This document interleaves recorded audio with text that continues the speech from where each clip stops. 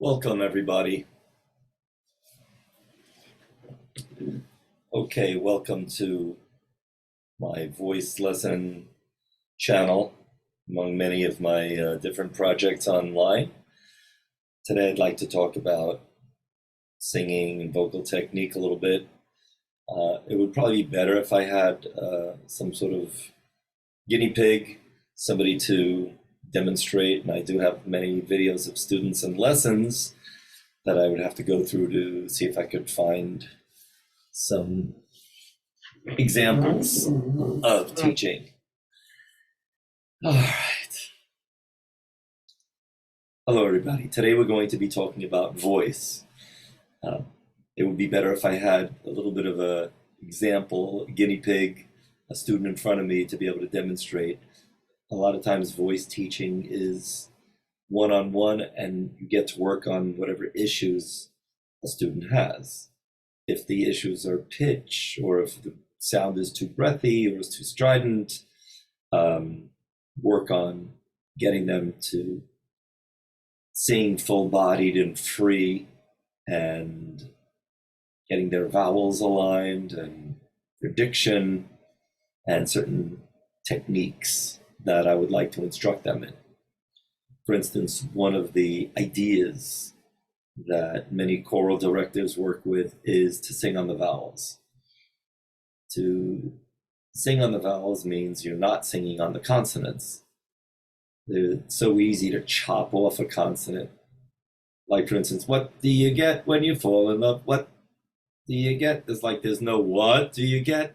It's just a big difference between taking that little and elongating instead of what do you get? What do you get when you fall in love? You can extend that what by getting to the vowel faster and singing more just on the vowels. And then when you come to the consonant or a consonant cluster, you see if you can extend vowel past the cluster to the next vowel. For instance, what do you get? What do you get? So you're right onto what do. What do you get when you fall in love? So that's one idea. Go to the vowel fast. And this goes for any singing in any language pretty much. There are some languages that you need to stick onto a consonant a little bit longer. For instance, in Italian, you have double consonants. And on those double consonants, you want to stay on that. For instance, ella giammai mamo. Giammai is two M's. She doesn't love me anymore, the king says in Don Carlos. Ella giammai mamo. Ella, also double L. You're sticking onto that. Ella giammai mamo. Mamo is not a double. That's M apostrophe A M O. Love me. Ella giammai mamo. So double consonants, you want to stay on those consonants. Of course, these are sung consonants, so it's a little bit different. You could be singing through them. And like pizzeria, you're actually just stopping the sound. There's two Z's in pizzeria. And again, in Italian, you stop for those double consonants. So there's a difference in terms of some consonants and unsung consonants. I'm not that well versed in Russian, so there might be some examples in that. In any case, the main idea is in vowels. What you want to do is get to the vowel fast and really think like, I'm getting there fast. Toreador. Toreador, right to the O. Toreador. And once again, if you have a cluster of sounds, making sure that you're conscious of that vowel underpinning the transfer from the one vowel past the cluster to the next one. And you could feel it. It's right under there.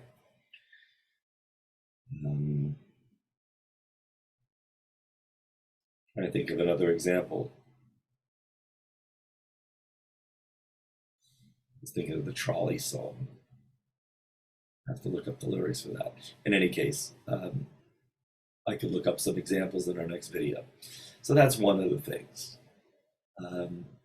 Singing on vowels. Diphthongs. Let's talk about diphthongs. What's a diphthong? Diphthong is two vowels, like poignant, oi, poignant. You don't sing poignant, you sing poignant. So what's the difference? You have a diphthong, oi, or e, two vowels, or sometimes three. And the problem is when a singer sings the second vowel too early. So it'll be like maybe 50-50, poignant. It doesn't sound too bad, but in general, what you want to do is go for that first one, oi, poignant, and make the second vowel maybe 10% and the first vowel 90%. Poignant. Let's pick a good example. Nicely. Nicely. Nicely. So extend the first vowel on the diphthong. Once again, the diphthong is two vowels next to each other, and you want to elongate the first one. This is especially important when you're conducting a choir or when you're singing in a choir. Make sure that you sing the first vowel very, very long. And once again, go for that first vowel fast, off the consonants, singing on consonants. All right, let's see what else. My teacher talked about caressing the voice, caressing the voice. What does that mean, to caress the throat? A lot of times I'll look at singers and they'll have a mouth like, there's a sense of delicateness about the throat. To caress the throat, very easy on the throat. It's sort of a breathy approach. Hai già vinta la causa. Hai già vinta la causa. Cosa sento in quell'accio cadea. Just relax that throat and try to take a little bit of the pressure off of that throat. And where does the pressure rather go? Well, either up or down, but not here. The head resonances and support should be able to take the pressure off of this area. And it's a process. It's definitely something that a singer needs to consistently work on. I enjoy here in this hotel where I'm staying, singing in the elevator where I can hear myself, and you find, like you go into a beautiful resonant space, like in a hallway or in a stairwell. I remember in college going in a stairwell and singing my heart out. Just being able to hear the sounds really helps a lot. But even still, I think one needs to work on technique their whole life and consistently work on that beautiful sound, getting the sound to be the right color. The right color comes from a certain freedom, and color also comes from the balance of dark and bright. Chiaro scuro. Chiaro scuro gives you the color. A lot of times I tell my students to work on the mouth in the case of not widening too much. There's always a bit of a roundness. I spoke in that one video about the upper lip, got like 2,000 views. I said in this YouTube short, take the upper lip. I spent a lot of money to learn this. And the upper lip comes down. But people who are just watching that one short and not studying or really getting a sense of everything, they're just picking up on that tip. But that gets into a whole other discussion of very advanced technique on how to get the color and the whole throat relaxed and down and evolved in such a way so that you're not singing up in the throat.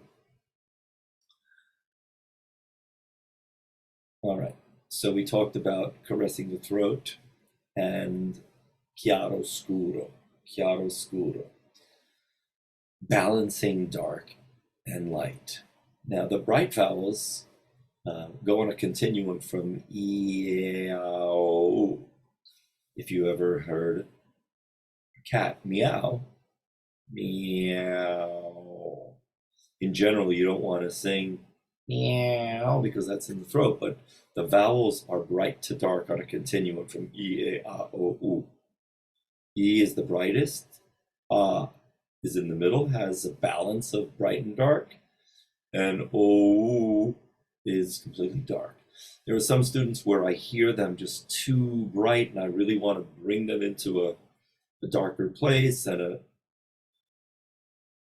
more narrow sound. We could talk about that narrow sound. And then I have them focus on U and O vowels to maybe restructure it. They have a tendency and a habit of E all the way, E throughout the whole range. Even if they're singing an O, it's still in an E position. And to get that throat shifted, I think a lot of U and O work are needed. So that's a little bit about chiaro scuro. And if you notice the word chiaro, like focuses on the chia, and even on the A vowel, the bright side of A is A, chiaro, chiaro, not chiaro, chiaro. So the A, bright side of A is chiaro. Chiaro, so the chiaro, scuro, U-O-A-E, why, says the word why, why, yeah, it's your continuum of bright to dark and dark to bright, and the A vowel. Some teachers work on the A vowel because they really want to get that freedom, and within the A vowel, they get naturally occurring a balance of bright and dark. So I can understand why some teachers are doing that. One exercise that my friend Sam gave me is U-E-A, U-E-I, U-E-A, U-E-I. It's on one of my shorts. On one note. U-E-A, U-E-I, U-E-A, U-E-I, U-E-A, U-E-I, U-E-A, U-E-I. What does that give you? As you go from U-E-A, U-E-A, you have E, A, E-U-E-A, E-U-E-A, E-U-E-A. So you're getting the extreme of E and U, U-E-U-E-A, U-E-A, U-E-A, U-E-A. I guess there should be an O there somewhere too, U-E-A, U-E-A. But that exercise brings you from bright to dark, from bright to dark, from bright to dark, from bright to dark. And what that's doing is it's activating the muscles in the throat, both the arytenoids and the cricothyroid muscles. The arytenoids are the bully muscles. They are the ones who are going to be used more in the ah and in the chest voice, and the cricothyroids are more of the lyric part of the voice, the ones that are activated by U and E. So this exercise is balancing the two of those sets of muscles, as should many good vocalises. On the topic of vocalises, I don't have a specific set of vocalises when I teach, although I could say I could probably use to add some more good vocalises to my repertoire. But the main thing is about vocalises is for a teacher to explain why they're giving a student a certain exercise. It's very important for me to understand and for me to be able to teach and instruct why, to know why I'm giving an exercise to a certain student. If I'm fixing a certain issue, if I'm trying to find their range, if I'm getting them to, let's say, sing the highest notes possible, I'll just give them maybe an arpeggio from we, or mia, or hey, or la la la la, whatever. I will go fast from top to bottom just to be able to get the range going. Right? So again, there are certain purposes for exercises. And the purpose of this exercise is that nice little balance to get the color of the voice and also to align the vowels. We spoke about narrow singing. What does that mean, narrow singing? If you're listening to an Italian singer and the Italian sang the greatest, they will open it wide. Get bella cosa. There's no narrowness in that. So that's a little point in question. How could you be singing narrow when these great singers were singing open and free? And that's one of those eternal questions that we have to grapple with. How much wide and how much narrow? But in general, we like to go for a sleek sound. And within that sleek sound, you're able to balance your vowels. You're able to align your vowels from E, A, U, E, A. And that's achieved for me with the corners of the mouth. I consider these corners like little widgets. And they go from the E. There are only two grimaces in French. And those are these two grimaces that we deal with. Now, when you move your lips inward, this larynx is lowered, whole throat is lowered, and that brings the sound into the body rather than in the throat. And the upper lip could also help a little. Don't exaggerate any of these ideas in singing. Everything is just a little bit at a time. Don't overdo. I'd like to talk a little bit before we end about face and the mask. First of all, I'd like to talk about poise. Poise is very important in the breath. If you ever see a picture of an opera singer from the 20s, 30s, and 40s, and their face is like so much grace in the face. First of all, the position.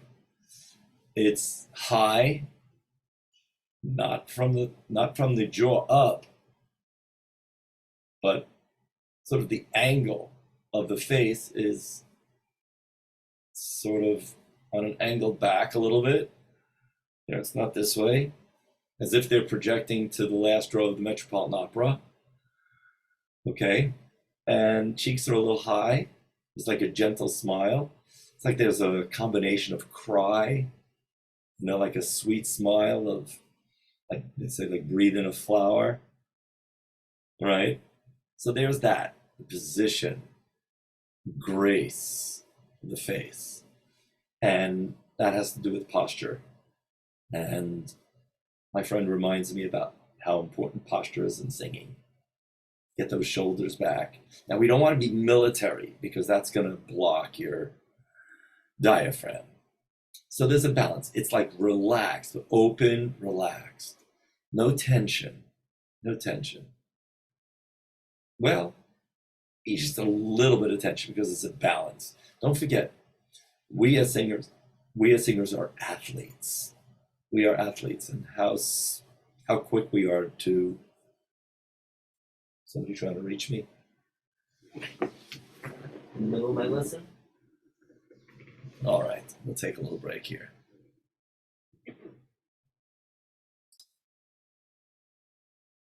So we were talking about chiaroscuro, dark and bright.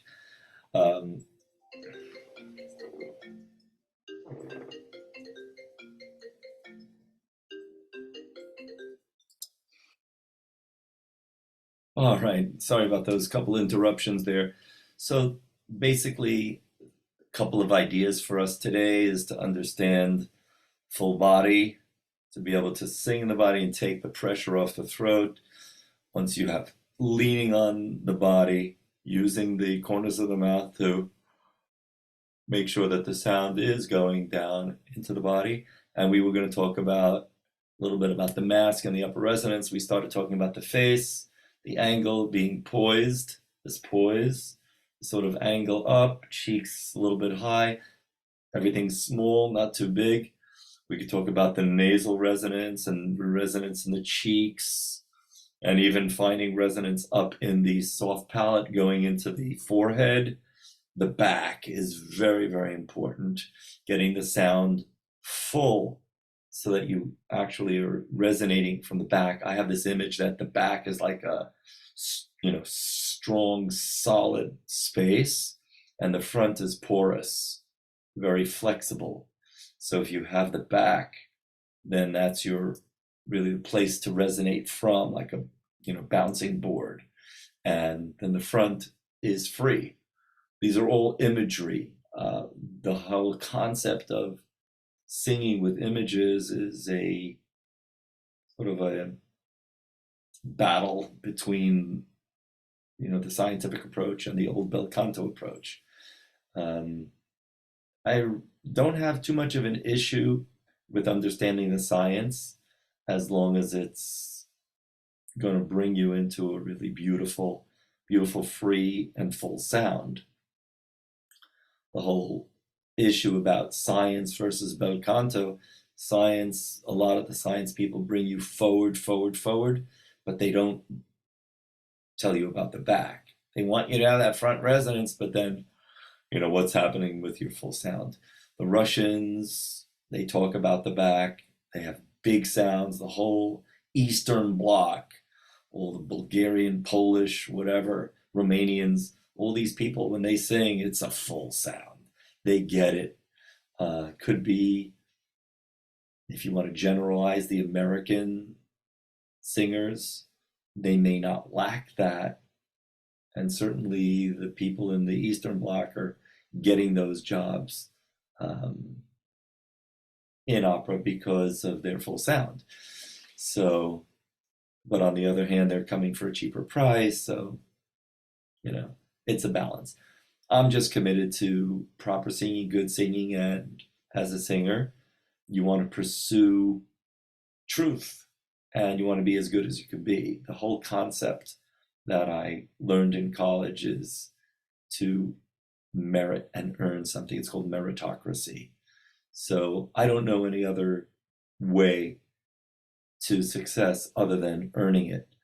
Now, trying to make money on YouTube through getting the proper number of hours and watch hours, 4,000 hours and 1,000 subscribers, that's brought me to yet another challenge.